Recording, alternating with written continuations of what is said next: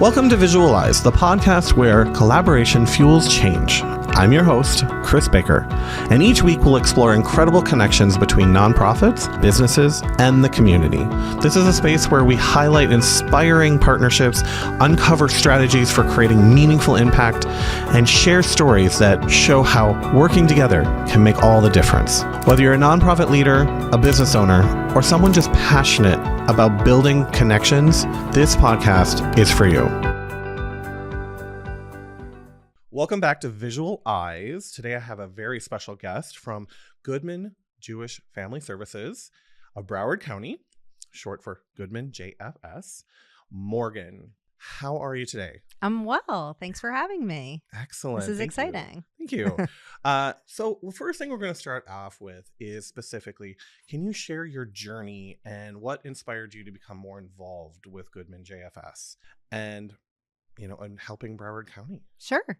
So philanthropy was always very important in my family. Growing up, my parents always participated in community events in New York, where I'm from. Okay. When I was working for my alma mater, Hofstra University, after college, I worked for an organization that helped Jewish students on college campuses. And I just loved it. I loved working with college students. I loved the nonprofit world, working in it as a professional, getting mentored by my executive director. It was just a really collaborative and fun environment. And I saw the direct impact that I was making on college students.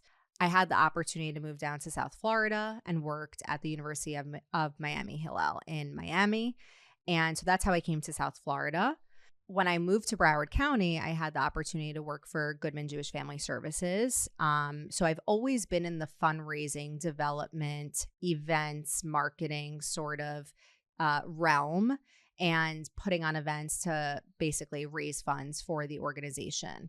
Goodman Jewish Family Services is such an important organization in our community, helping really vulnerable people, multiple populations, really from children all the way to people that are over 100 years old, Holocaust survivors. So I see the direct impact that we make every day, and fundraising and development is such a critical piece to that, because that's how we're able to help people, is get the resources we need to be able to provide them to people that are in need.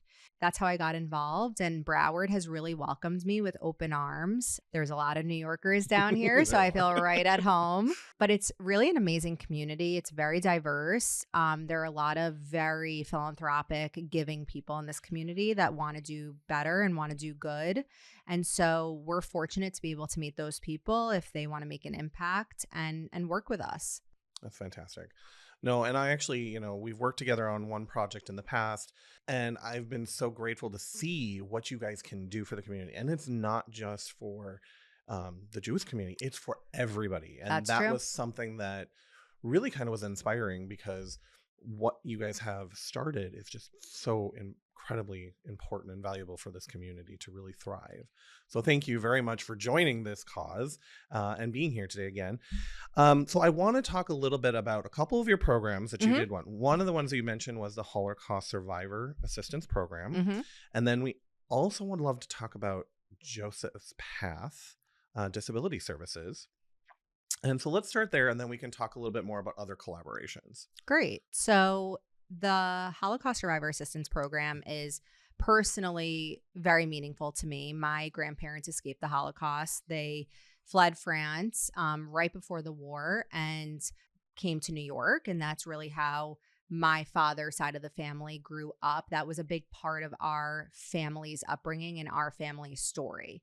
So when I learned that Jewish family service organizations across the country and in Canada, so internationally, are helping survivors, it really hit home for me. And I felt like I landed in the right place. So we have about 1,500 survivors living in Broward County. We're one of the largest populations in the United States, outside of New York and in LA. And so we serve about 500 to 800 survivors annually, really with a variety of needs. Home care, if they need to go to a dental appointment, if they need help with rent, if they need food. We are really, for a lot of them, their family. Many of them did not have any children, never got married, lost touch, or their family unfortunately perished in the Holocaust. And so family for us, I mean, it's in our name, Goodman Jewish Family Services. Yep. So we are their family and we take care of them. And we have amazing social workers, amazing professional staff that go into their homes and, they see a friendly face. They help with the social isolation that they've been experiencing still as a result of the pandemic.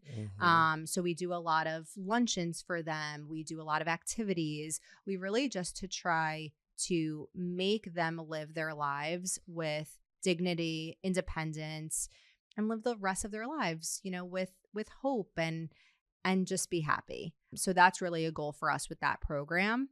And then our Joshua's Path Disability Services program, such an amazing program. We help neurodivergent adults really have a safe space and learn social skills and go out in the community and visit different companies and different nonprofits and just get those experiences and see how people are living their lives and giving back to community. And so we have about 25 participants in our class, and they have a graduation every year at the end of their session. So it's quite an amazing program. We have a few staff members that, again, help run the program. It's a lot of respite for the family members as well. It's not a full day program, but it is time for family members to kind of have that respite, do what they need to do during the day. Their adult child, right, comes to us. Learn social skills, is around other individuals. They all form bonds and friendships. So there's so many layers to this program that's so important for these individuals and their families. So we really love this program, and we have pretty incredible partners that are funding this program as well.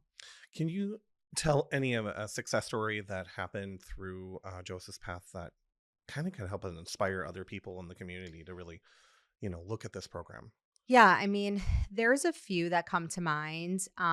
Some of these individuals, most of them, I would say, may not necessarily become gainfully employed 5 days a week, 9 to 5. Right. But if they're able to get out of the house and volunteer, one of them actually volunteers at our cupboard. So talk about, wraparound services, which for us means if you come to Goodman Jewish Family Services, we can help you in many different ways. We are assessing your needs, whether that's with food and nutrition support, mental health, you need help with your rent, we'll help with rental assistance, we'll provide clothing to you. There are many different ways that we help people holistically.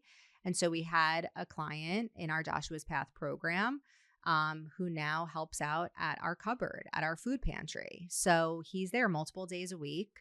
He's interacting with the staff. He's interacting with our clients. He has meaning. He has purpose. And so that's really what the goal is.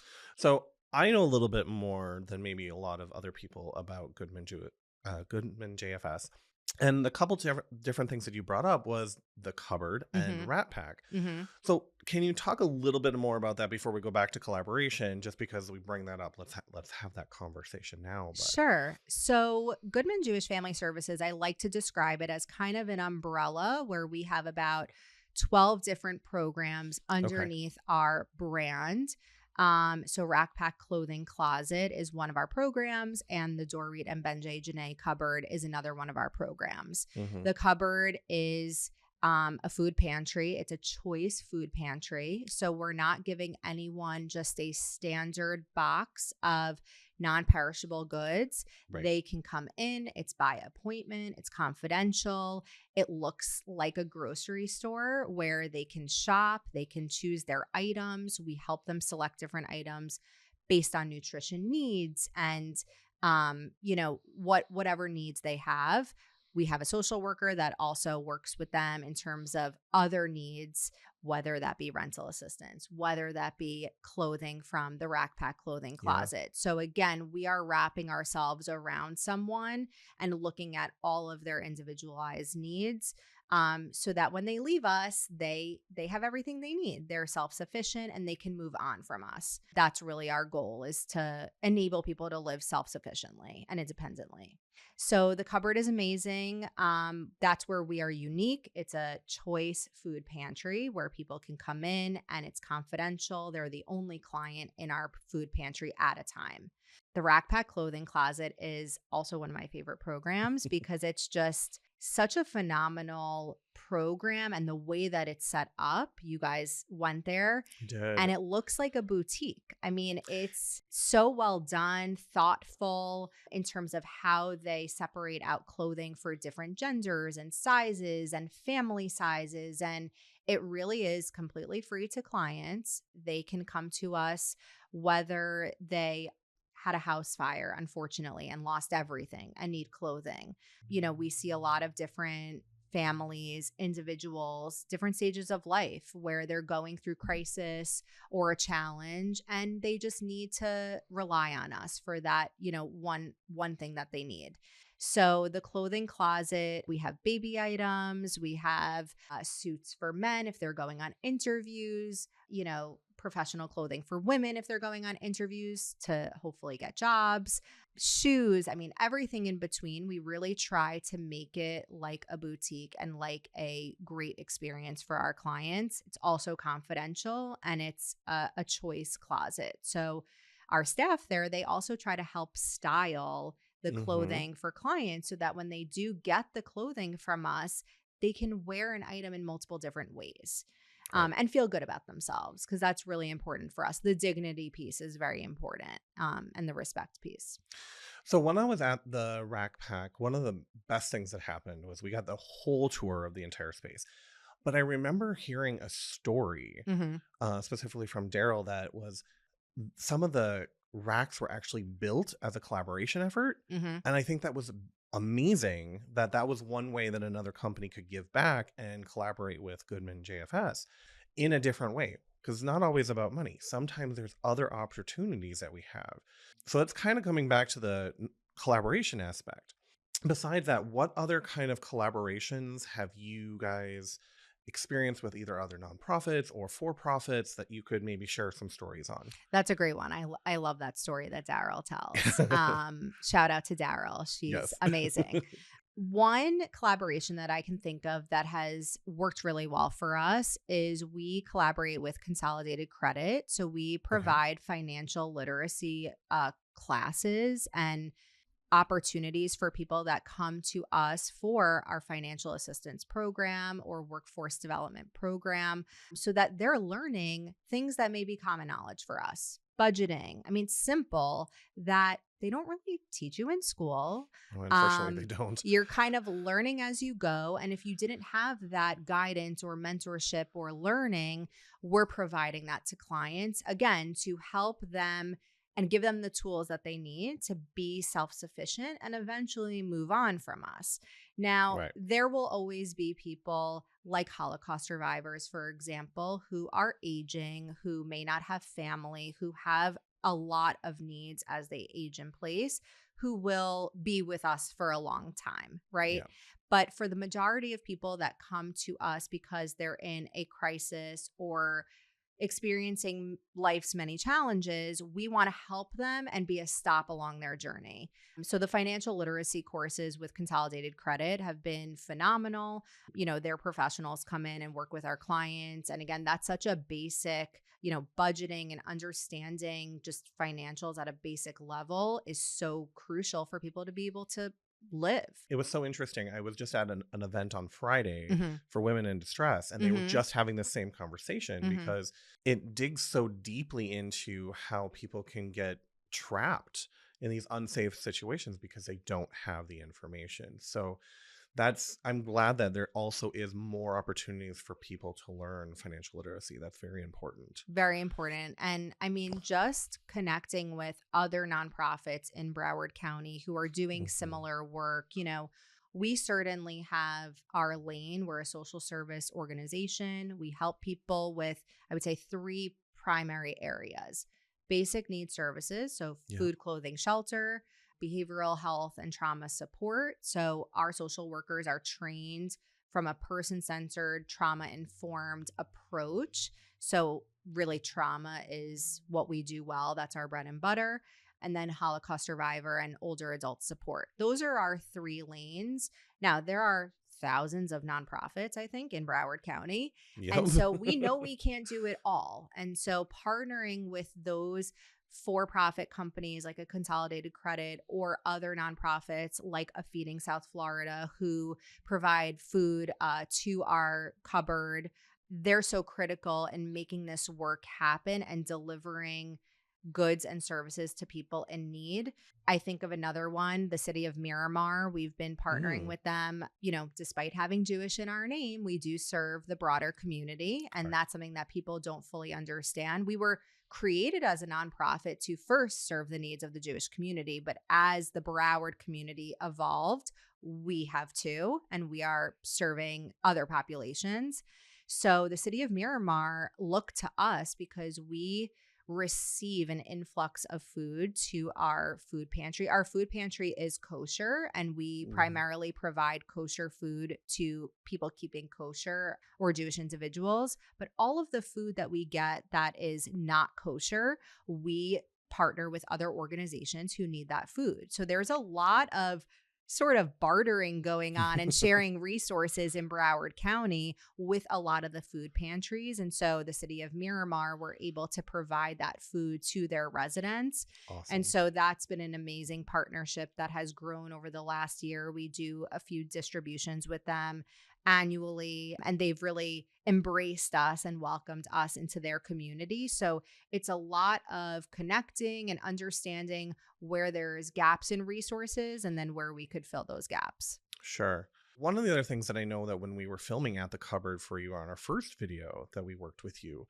is you guys actually have a delivery service for some of the people that cannot get to the cupboard. Yes. Can you talk a little bit about that? Because I know that I got to meet Max and that was just amazing. Yes. So that's a really key aspect of our work. First of Mhm. all, is our volunteer program. Yeah. Major shout out to our volunteers, from board members who are volunteers all the way to our kids that are in middle school and high school that are going with their parents and delivering food to homebound seniors or Holocaust survivors Yeah. and bringing them food. So this really evolved during the pandemic, obviously, when people were sheltering in place, not leaving their homes. Really, with our elder population, they started to deteriorate very quickly, and many of them really can no longer leave their homes, and they are unfortunately homebound or do not have access to transportation to come to our cupboard. So we galvanize the volunteers, and we have hundreds of volunteers who have specific routes on a regular basis, who have specific clients that they deliver to, and they will deliver their food to them. And that's been a major shift, I would say, in the nonprofit landscape with anyone who's doing food service.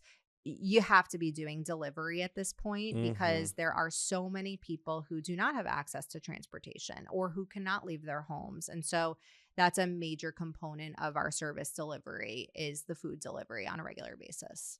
I'm going to touch a little bit and I'm going to kind of talk to the audience here right now, but I do have to ask, where can they see the video that we created, Feed the Need, and actually see Max talk about the avocado story? I'm not going to give you more than that because I want you to go find it and watch Isn't it. he the cutest? He's amazing. He was him so and his mom cute. were just so amazing in the video and just so kind. Shout out to Yeah. the Bradders. Yes. They're amazing. So that video is on our YouTube channel. Perfect. So if you go to YouTube and you look up Goodman JFS, that'll be on there, and you can learn more about our avocado man, who's one of our clients. We have so many clients that just have these amazing stories that, again, when they see the familiar face of the volunteer, it brings them so much joy. Our volunteers have become their family. Our staff have become their family. Like, this is really who they look forward to seeing on a regular basis. It may be one of the only people they're seeing on a regular basis. So it's so important for us to keep those connections. And again, we've had volunteers that have been with us for 5, 10, 15, 20 years. Some board members have shared with me that before we had a cupboard, they were delivering bags of groceries to our clients out of our old office that used to be in Plantation. And they remember 20 years ago, packing up the grocery bags. So we've always done that service in terms of food support, but now it's on a much grander scale, and we have the cupboard and we have hundreds of volunteers, and it's very operationalized. And shout out to the cupboard team because they're amazing. Yeah, Ross and his team. They were amazing to work with. So kind, so helpful. So I really enjoyed that whole entire experience. So that was really fun. You can come back anytime. Definitely need to make more footage and more content library for you guys. Exactly. So definitely. Exactly. Okay, so we did get to touch a lot on the collaborations. Now I want to shift it a little bit. As you're providing these services specifically, what are some of the challenges or lessons that you've learned to hopefully help other nonprofits get over these hurdles and obstacles that they might be facing to get the support they need from other nonprofits or from for-profits? So there's so much to unpack there. I know. I've been thinking about this question a lot, and I think there's a lot of different ways we can answer it. I think for nonprofits, there is a lot of burnout when you work for a nonprofit. That's our reality. And so there's not a lot of continuity in terms of staff staying with nonprofits. So one of the things that we're seeing is we are trying to rebuild relationships with major funders in the community or other nonprofits or for-profit companies because we didn't have a lot of continuity for a little bit ourselves. We're kind of in a regrowth mode. We had some transition.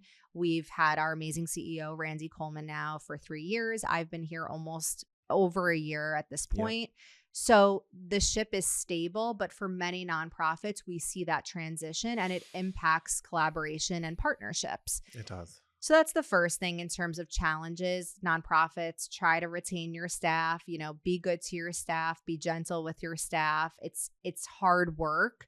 No one goes into a nonprofit to make money. I mean, we really love the work we do and we want to make an impact and hopefully see the world in a better place than, it once was.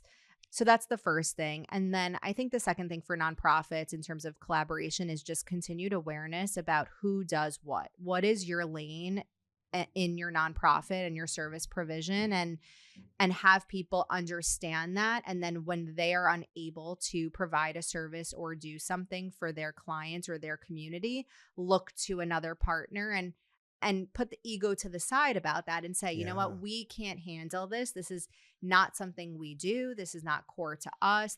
We don't have the competency or the capacity. So we need to look to another nonprofit that's doing this great work. I think about other nonprofits, and one example that comes to mind, they were hosting a summit that related to the middle class and economic growth and economic development.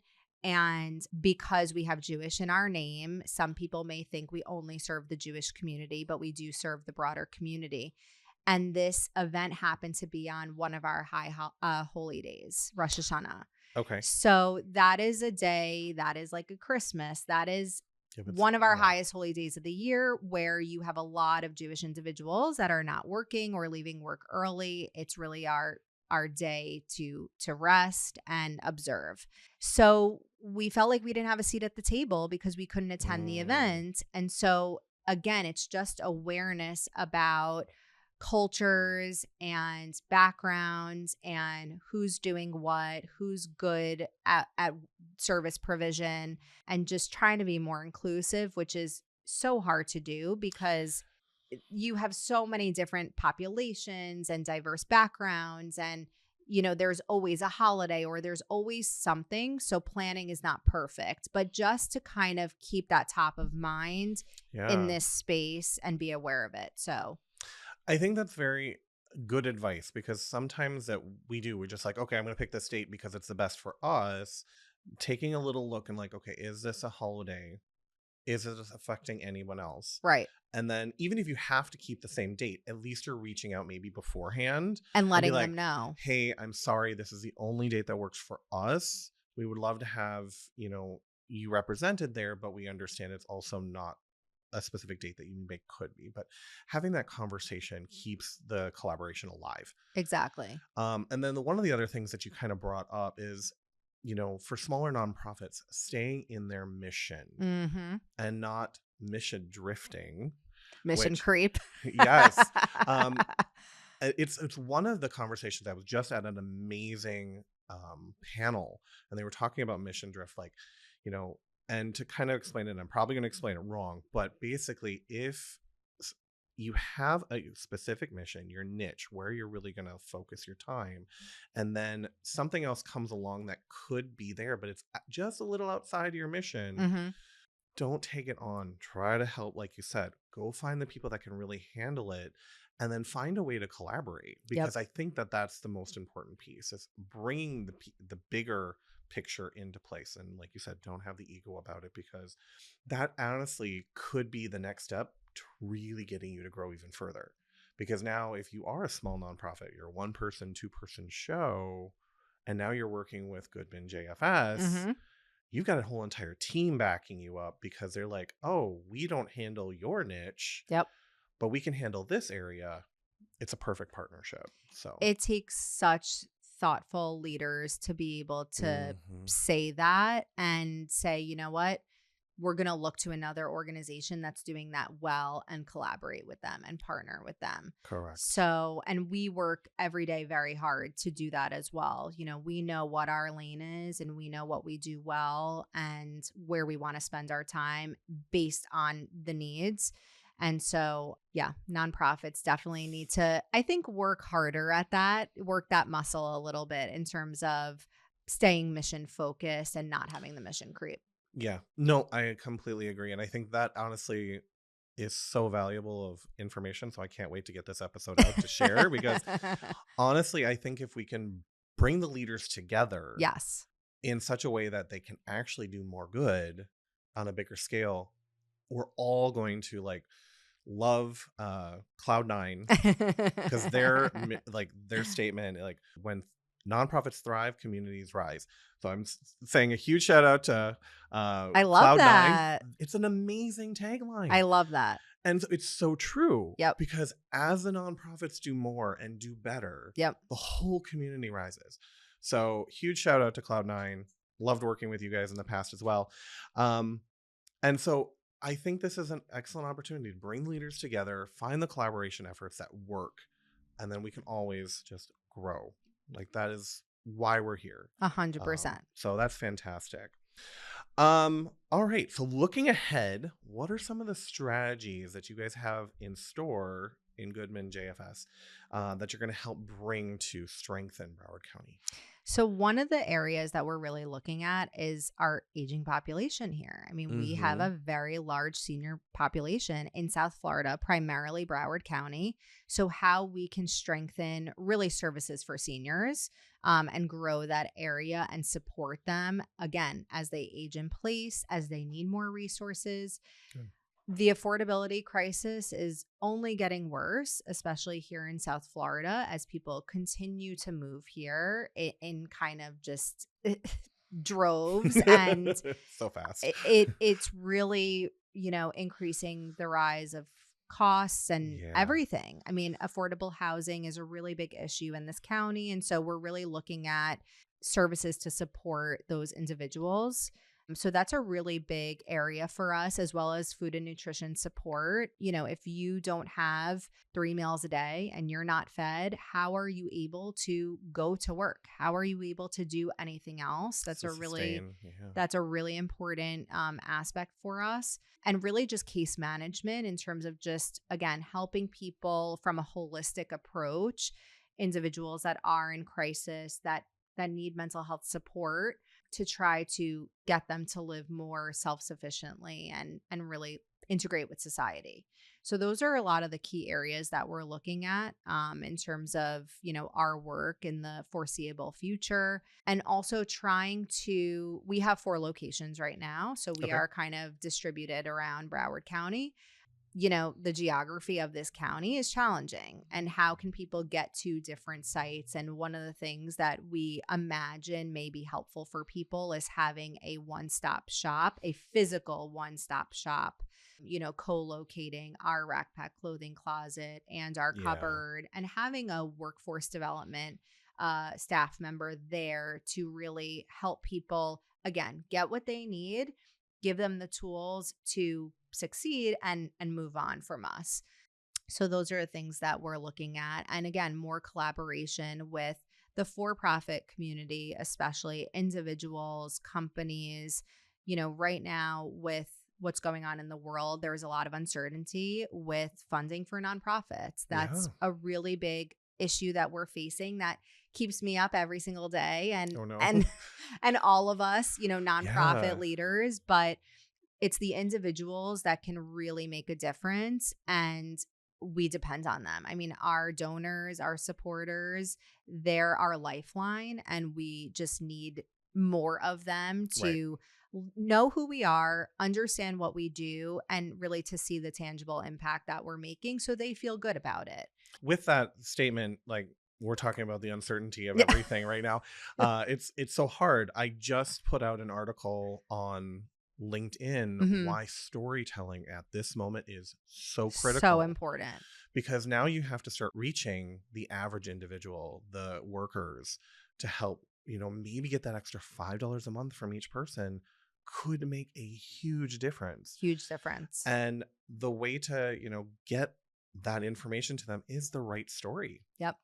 So yeah, I really I put that out there as, just a help for all the nonprofits. Like, let's talk storytelling, whether it's us, whether it's another company, whether you can do it yourself, whatever the case may be, find an opportunity to really tell your story and do it well. I mean, we talk a lot about the people we serve. They could be your neighbors. They could be your friends that you have no idea that they're going through a hard time.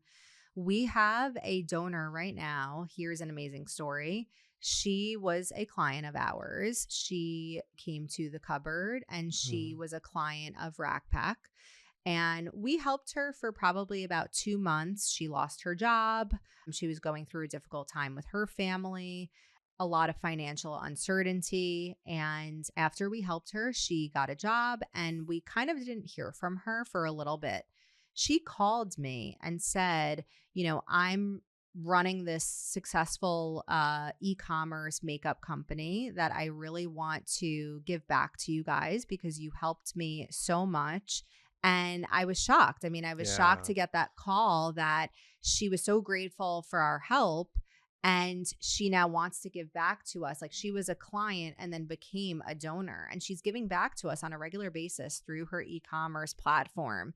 And it's the easiest way to give. And every few days I receive an email like, you received X amount of dollars in your account. And I think of her so often, and I reach out to her, and we have this great relationship. But it's one of those stories where she, from the beginning, was like, I really want to help, and I don't know if I can do X amount per year. She was overwhelmed by an amount that she could do. And I said, any little bit counts. You could give $1 a day, which is $365 for the year, which feeds a family of 4, for 2 months, like putting it in perspective. So that's amazing. Like, if you think about it, that small little bit, you are helping. The dollar goes so far with that. And so now she has us connected to her e-commerce website, and we get money, every month or so. And it's really nice. She's given us thousands of dollars just from her business. So it's a pretty amazing story. Wow, that is really, shout out to her. I know. Thank you so much for helping. I want to get her story on camera, but we'll work see. on that. We'll work on that. All right. So before we wrap up, we have one more specific, is the event that's coming up. Ooh. Breaking the Silence? Yes. Breaking the Silence, Building Resilience. Yeah. So this is on March 20th. And this is one of our signature events that raises money for 3 of our programs: our Rack Pack Clothing Closet that we talked about, our Jeff Masrick Behavioral Health Center, and our Domestic Abuse Program. So really the theme is helping individuals and families through trauma and crisis. That's kind of been our theme, what we've been talking about, and a primary focus of what we do. It will be at the Marriott Marriott at Dania Point. And we are honoring Dr. Stanley and Pearl Goodman, our namesakes. They're an incredible, incredible couple who have been in this community for decades. They are trailblazers in terms of philanthropy, community involvement. They've been so generous to NSU, to us, to multiple organizations in the community, and they are moving. They're moving to Washington, D.C. to be closer to family. So this is really the opportunity for the community to come together, rally around them, congratulate them, honor them. Yeah. So that'll be on Thursday, March 20th at Dania Point at the Marriott, and we hope to see people there because it'll certainly be a sold-out event. For sure. Well, yeah, I could see that definitely happening easily. Okay, so before we get to the last question, how do people get involved or contact Goodman JFS? Very easy. Go to our website, jfsbroward.org. You can reach out to me as well, Weinblatt at jfsbroward.org. You can find our numbers on our website, but really our website is our best way, or Instagram at JFS of Broward, or Goodman JFS of Broward on Facebook. We're on Facebook, Instagram, LinkedIn, so you can connect with us there or reach out to us through our website would be the best way. So website, yes, definitely. Yeah. I heard that a couple times, so I think that probably makes the easiest. As we wrap up, what is the legacy that you hope to leave through your work and really give back to the future generations? This one hits home for me a lot because I have an 18-month-old son. So becoming a parent has been life-changing for me. And I just think about leaving the world in a better place for him, having people be kinder, more compassionate. Again, helping your neighbor, helping your friend is important to me. And I hope people remember me as being someone that helped them feel good about giving back, because that's really my job as a fundraiser. I am the vehicle to people giving and feeling good about helping people, helping others in their community. So I hope that's what they remember me as that important vehicle that helped them feel good about philanthropy and making a difference. And again, just being a good neighbor and friend. Awesome. Morgan, thank you so much for joining us today. Thank you. And I hope everybody enjoys this episode. And I hope to have you back and we can talk about part two. Part two. We'll talk about future involvement that we have worked together on future projects and hopefully just, get more information about future events too. Amazing. Thank you so much for having me. This was so fun. Thank you so much. Thank you for joining me on this episode of Visualize. We hope that the inspiration and practical insights can help you foster stronger connections and meaningful change. Don't forget to subscribe, share the episode, and leave us a review. To learn more about Visuals by Momo and how we support collaboration and storytelling, visit visualsbymomo.com. A huge thank you to everyone out there listening. Until next time, remember, collaboration fuels change, and your connections can inspire the world.